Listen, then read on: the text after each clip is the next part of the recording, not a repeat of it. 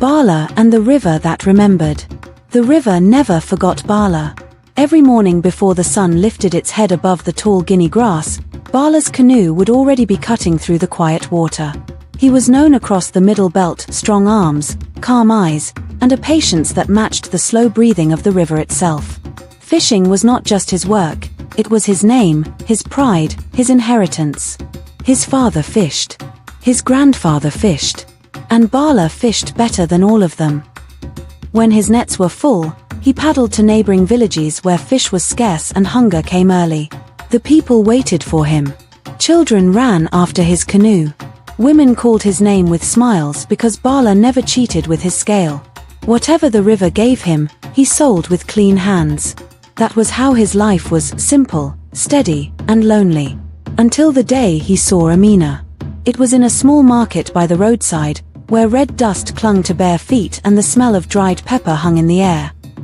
Bala had arranged his fish neatly on a mat: fat tilapia, shining catfish, fresh and alive. As he spoke with customers, he looked up and saw her. Amina. She was 24 years old, dark-skinned like rich soil after rain, with eyes that carried both gentleness and quiet strength. She stood by a claypot cellar, her wrapper tied neatly, her posture calm. She wasn't loud, wasn't rushing. Yet somehow, the noise of the market softened around her. Bala forgot the price of fish. He watched her choose a pot, test its weight, smile politely, and thank the seller.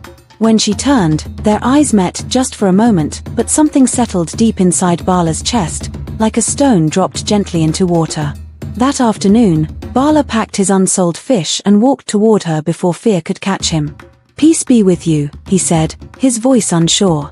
"And with you," Amina replied, curious but calm. They talked about the market, about the heat, about where they were from. Bala told her about the river. Amina told him about her family, her work, and her younger sister who helped her at home. When Bala asked if he could see her again, Amina studied him carefully, as if listening for lies in his silence.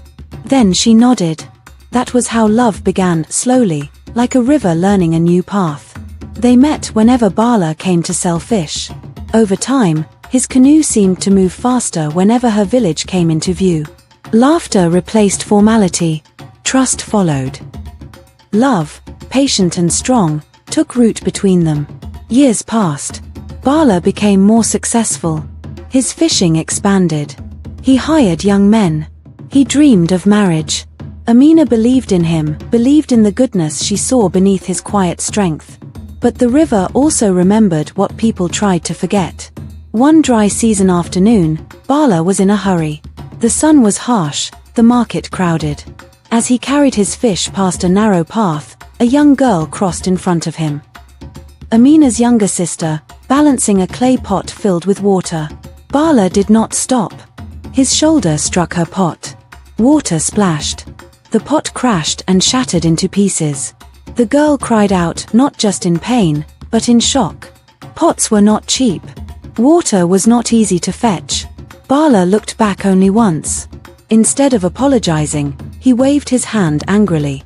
"Be careful next time," he said, and walked away. The river saw it.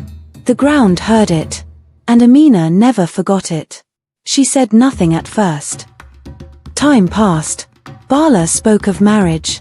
He paid visits. Elders smiled. Plans were made. Then one evening, as the sun bled orange into the horizon, Amina finally spoke. "Before we marry," she said quietly, "there is something you must face." She told him about that day. About her sister's tears. About the broken pot. About Bala's pride and silence. Bala's heart dropped. At first, his pride rose, hot and defensive. But then shame followed. He remembered the girl's face. He remembered walking away. That night, Bala did not sleep. The next morning, he went to the river, caught the biggest fish he had ever pulled from its depths, thick, shining, heavy with life. Then he walked to Amina's family compound. He knelt. Not halfway. Not with excuses.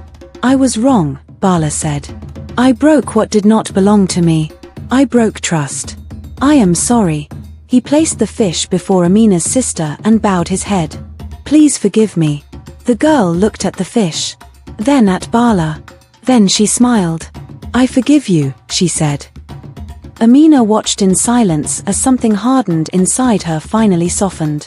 This was the man she had hoped Bala could be, not just strong with nets, but humble with people. The elders approved. The families agreed. Bala and Amina were married under open skies, with drums beating like the heart of the land itself. The river flowed nearby, calm and approving. They built a life together, simple, honest, full of laughter. Bala never passed a child without kindness again. And whenever he carried fish through the market, he walked slower, more aware. Because success is not only what you gather from the river, it is how you treat people on the shore. And the river, at last, remembered Bala kindly.